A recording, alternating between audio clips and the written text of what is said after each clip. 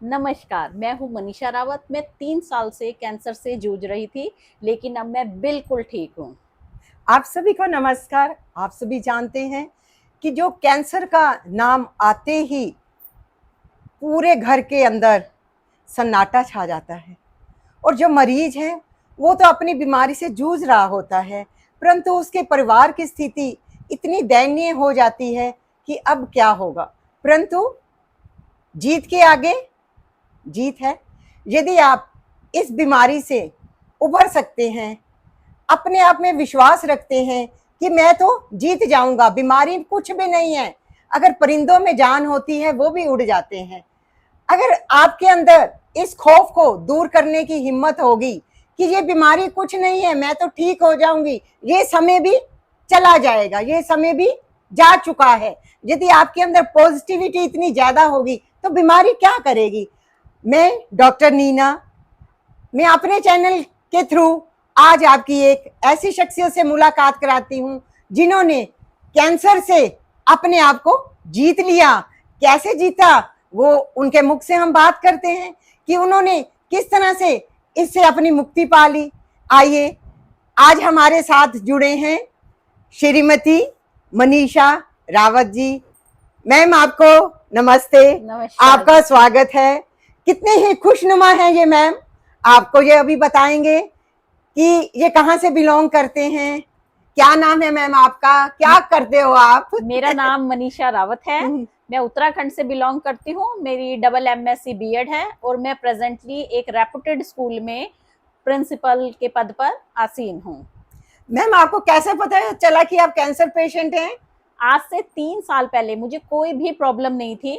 मैं अपने daily routine के साथ अपनी एक फ्रेंड के साथ चेकअप के लिए गई। वहीं से कुछ डाउट आया, कुछ फर्दर टेस्ट लिखे गए और उसमें मुझे पता चला कि मुझे ये बीमारी है।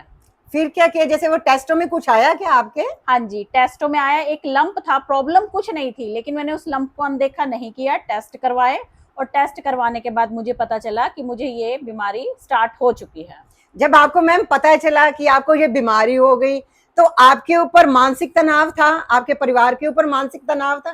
क्या स्थितियां, क्या परिस्थितियां आ गई आपके नहीं, ऊपर? मैं झूठ नहीं बोलूंगी। जब इस बीमारी का पता चला, मैं कहूँ मुझे कोई टेंशन नहीं हुई या कुछ नहीं हुआ, ऐसा कुछ नहीं था। जैसे ही पता चला तो ऐसे लगा कि जैसे पैरों तले जमीन खिसक गई हो। बहुत बड़ा ऐसे लगता है कि सिर पे कोई पहाड़ सा टूट गया हो। लेकिन परिवार का साथ रहा मेरे साथ और खुद भी परमात्मा ने इतनी हिम्मत दी कि आगे से आगे रास्ते बने गए। कहते हैं ना, जहां चाहा वहां रहा। तो उससे हारी नहीं, उससे लड़ा और आज मैं आप सबके सामने हूँ। बड़ी अच्छी बात बताई मैडम ने कि क्योंकि व्यक्ति पैनिक हो जाता है, परंतु थोड़े समय के बाद वो अपने आप को समझाता रहता है कि मैं ठीक हो जाऊंगा, ये बीमारी क्या है, बीमारी तो ठीक हो जाएगी। उसके बाद नेक्स्ट कदम मैम आपका क्या हुआ? क्या आपको फैमिली की सपोर्ट मिली? क्या फैमिली में कैसा वातावरण था? आपके हस्बैंड का आपके साथ कैसा रसूख था? मेरे को सारी फैमिली में दोनों तरफ से बहुत सपोर्ट मिली। चाहे मैं इन लॉज की बात करूं, चाहे मैं अपने मायके की बात करूं, सारे मेरे साथ एक मुट्ठी की तरह खड़े रहे। वो कहते हैं ना, बंधी मुट्ठी लाख की और खुली तो खाक की। yes. वही बात है कि सारे एकजुट हो जाए तो हम किसी भी चीज को, nothing is impossible, everything is possible, only need work hard. तो हम जब करते हैं किसी चीज को शक्कत के साथ तो वो काम हो ही जाता है। तो मैंने अपना कार्य नहीं छोड़ा, मतलब उसको अपने ऊपर हावी नहीं होने दिया। बस मैंने ये सोचा कि if we think we can, we can. अगर हम सोचते हैं हम कर सकते हैं तो कर सकते हैं। तो नेक्स्ट स्टेप आपका क्या रहा? अब आपको बीमारी का पता चल गया। वैसे तो डॉक्टर लोग कई बार पेशेंट को बताते ही नहीं कि आप इस बीमारी से में हो, तो आपको पता चला, तो फिर नेक्स्ट स्टेप आपने क्या लिया? ये आपने नीना मैम बहुत अच्छा कहा। जब मैं चंडीगढ़ गई, मैंने अपनी रिपोर्ट डॉक्टर को दिखाई तो डॉक्टर कहता, हाँ इन पेशेंट को कैंसर है, पेशेंट कहाँ है? तो मैंने कहा सर मैं ही पेशेंट हूँ। तो वो हंसने लगा और चुप हो गया। मुझे ऊपर से नीचे तक देखा, कहते आपके साथ कोई नहीं आया? मैं कहा हाँ आए हैं, बाहर मेरी एक मैम गई थी, कहते उन्हें भेजो। उन्हें कहते सॉरी हमने तो आपकी मैम को ही कह दिया। वो कहते ये मेंटली प्रिपेयर है, उन्होंने खुद बताया। मुझे लगा कि अपना हर फेस मैं खुद फेस करूं और उससे फाइट भी करूं। yes. आपको ये जान के हैरानी होगी, जब मैं वहां गई मेरा ऑपरेशन था तो सारी लेडीज कहती इसका कैंसर का ऑपरेशन है, कैंसर। मैं कहा ऑपरेशन तो ऑपरेशन है, चाहे वो कैंसर का चाहे किसी चीज का है, ठीक है, हमें परमात्मा ने मौका दिया है। जो सड़क पे जाते हैं, एक्सीडेंट हो जाते हैं, खत्म हो जाते हैं नीना मैम, yes. उनको टाइम नहीं मिलता। मेरे साथ तो परमात्मा ने हाथ पकड़ के चल रहा है और परमात्मा ने मुझे इतना दिया है कि मैंने और काम करने हैं। तो अब मैं ये सोचती हूँ कि 2 बंदे भी अगर मुझसे जुड़े और मैं उनको बता सकूं, क्योंकि हमारे अंदर एक फोबिया है, कैंसर बीमारी तो सब है, ठीक है ना, तो कैंसर कुछ नहीं है, उससे फाइट करना है बस। ये तो कितनी अच्छी बात बताई मैडम ने कि मन के हारे हार हैं, मन के जीते जीत हैं। अगर आपके अंदर आपका मन है, आपके साथ है, आपका परिवार आपके साथ है और आपको एक लगन है कि मेरे को इस बीमारी से निपटना है, मेरे को बिल्कुल ठीक रहना है, इसके लिए मैम ने कितनी अच्छी बात बताई। मैम, जब आपकी कीमो होती थी तो क्या आपको डर लगता था? कैसा महसूस होता था कीमो जब होनी होती थी? हाँ, थोड़ा डर अंदर से लगता था, लेकिन परमात्मा पे भी विश्वास था, जिसने इतना रास्ता दिखाया आगे भी दिखाएगा। तो उसके लिए हमें डरने से कुछ नहीं होगा। डरने से क्या होता है, जब हम डरते हैं, जैसी फीलिंग आती है वैसे ही हमारे अंदर रस प्रोड्यूस होने शुरू होते हैं, है ना। खुशी में हमें अंदर से अच्छा लगेगा, कभी दुख आ जाए हमारा शरीर कांपने लगेगा। तो हमें उसको अपने ऊपर हावी नहीं होने देना, हमें अपने रूटीन में चेंजेस करने हैं। मींस अपने खाने पीने में चेंजेस करने हैं, अपने रूटीन में चेंजेस करने हैं, अपने तरफ का एनवायरनमेंट। अगर कोई आपके घर आके कहता है हाय ये बीमारी होगी, ठीक नहीं होगा, उसकी नो एंट्री कर दो घर में उसके घर नहीं आने देना, उसकी नो एंट्री कर दो। और जो आपको पॉजिटिव देते हैं, इसमें मेरे एक भैया हैं, वो भी मतलब मुझे मोटिवेशनल स्टोरीज भेजते रहते थे। एक लड़की थी, उसको बचपन में ही पोलियो हो गया था, तो उसे डॉक्टर ने कहा था तू चल नहीं पाएगी। उसकी मदर विद इन सेकंड उसको हर टाइम लर्न करवाती थी कि तू दौड़ेगी, तू दौड़ेगी, तू दौड़ेगी। एक दिन उसने हमारी कंट्री के लिए गोल्ड मेडल लाई, नीना मैम। Very good. तो हमारे जो मन में जिस तरह की पॉजिटिविटी होगी, हम कहते हैं एनवायरनमेंट हमें वही चीज वापस देता है। जो हम सोचते हैं हम ठीक है, ठीक है, ठीक है, तो हम ठीक है ना। तो जो चीज हमारे पास नहीं भी होती, अगर हम सोचेंगे तो वो चीज आएगी हमारे पास। तो मुझे पूरा विश्वास था, और आज भी मैं अपने हस्बैंड से या अपनी कोलीग से ये बात डिस्कस करती हूँ कि शायद मुझे कैंसर था ही नहीं, रिपोर्ट गलत थी, तो शायद वो था ही। और बाकी मेरे हस्बैंड का भी बहुत ज्यादा पॉजिटिव मेरे साथ एटीट्यूड रहा, तो वो हर स्टेप पे तब भी खड़े थे और अब भी खड़े हैं। मैम, जब कीमोथेरेपी कराते हैं तो ऐसे कहा जाता है कि जितने भी बाल हैं वो सारे झड़ जाते हैं, क्या आपके साथ भी ऐसा हुआ? हाँ, वो फेज पता था, तो मेंटली मैं इस चीज के लिए प्रिपेयर हो चुकी थी, और मैंने उस चीज को अपने पे हावी नहीं होने दिया नीना मैम। जब मुझे लगा कि अब मेरे बाल झड़ने वाले हैं, जिस दिन एक दिन मॉर्निंग में मैं अपने बाल कॉम करने लगी तो वो नहीं हुए, वो जकड़ गए थे। तो मैंने क्या किया, अपनी विग बनवाई और शाम को खुद से ही नाई को बुला के सारे बाल कटवा दिए कि जगह जगह पे मैं देखूंगी तो मेरा मन दुखी होगा।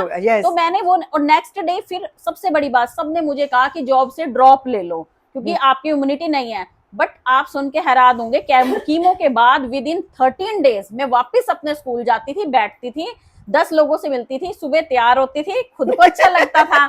और जो मैंने विग बनवाई थी वो डाल के जाती थी। बच्चे कहते थे मैम बाल स्ट्रेट करवा लिए, मैं कहती थी हाँ करवा लिए। तो मतलब अपने मन को खुश रखा, उस चीज को अपने ऊपर हावी नहीं होने दिया और उससे फाइट करी। और आजकल तो जो कैंसर पेशेंट हैं उनके लिए कैप भी है। हाँ, वो सिर पे कैप लगा लो तो, और साथ में कीमो भी होती रहेगी। हाँ, उससे क्या होगा, आपके बाल भी नहीं झड़ेंगे। यस, अब तो हमारी टेक्निक बहुत ज्यादा एडवांस हो चुकी है। जैसे कहते हैं कीमो के बाद वॉमिटिंग होती है, तो उसके लिए भी पहले टैबलेट्स ली जाती हैं, उसमें बिल्कुल वॉमिटिंग नहीं होती, और कैप लगा दी जाती है। तो कैप लगाने का ये इफेक्ट रहेगा कि आपके बाल भी नहीं झड़ेंगे। और बहुत टेक्निक हमारी बहुत एडवांस होगी। आज से 20 साल पीछे जाएं तो हम देखते थे कि कैंसर से डेथ ही होती है, लेकिन अब डेथ नहीं होती। और फैसिलिटीज भी गवर्नमेंट ने इतनी दी है कि जगह जगह पर हमारे गवर्नमेंट हॉस्पिटल्स हैं, और उनके थ्रू हमें फ्री ऑफ कॉस्ट हर तरह की मतलब फैसिलिटी अवेलेबल है, खाने से लेकर अपना घर नाम की संस्थाएं हैं चंडीगढ़ में। मेरे पास इतने फोन आए कि मैम यहाँ आओगे, हमें विजिट करो, रहने और खाने का फ्री ऑफ कॉस्ट। आपको जान के हैरानी होगी कि अगर हम वहां सेंटर तक भी जाते हैं तो वो हमारा ट्रांसपोर्ट का भी प्रोवाइड करते हैं। तो अगर ऐसे कुछ है कि नहीं ये बहुत कॉस्टली होने वाला या नहीं, उस चीज से घबराना नहीं है।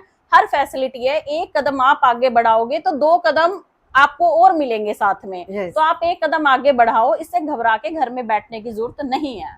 यस मैम, पास भी दिए जाते हैं कैंसर पेशेंट को। हाँ, पास जब फ्री ऑफ कॉस्ट आप बाय रोड, बाय बस, बाय ट्रेन आप जा सकते हो, साथ में एक अटेंडेंट भी आपको हाँ। फ्री मिलता है, वो बताएंगे आप थोड़ा इनको। तो मुझे भी नहीं पता था, मेरा पूरा मतलब पूरा ट्रीटमेंट हो गया था उस ड्यूरेशन में। स्टार्टिंग में हम अपनी गाड़ी से गए, बाद में हम बसेस से किराया भर भर के गए हैं, लेकिन लास्ट में जैसे नीना मैम कह रहे हैं, ऐसे किसी पर्सन ने मुझे भी बताया कि पास बनता है, और वो पास सिर्फ कैंसर पेशेंट का without a single rupee spend किए हुए, कोई एक पैसा नहीं लगना, आपका पास बनेगा, उसमें एक अटेंडेंट का भी होगा, तो आप दोनों जा सकते हो। वन ईयर का एक बार में बन जाता है, तो उसमें कोई भी फी नहीं लगती, आप कहीं भी जा सकते हो, आपके रेजिडेंस से लेकर और जहां आपका ट्रीटमेंट चल रहा है नीना मैम, वहां तक का।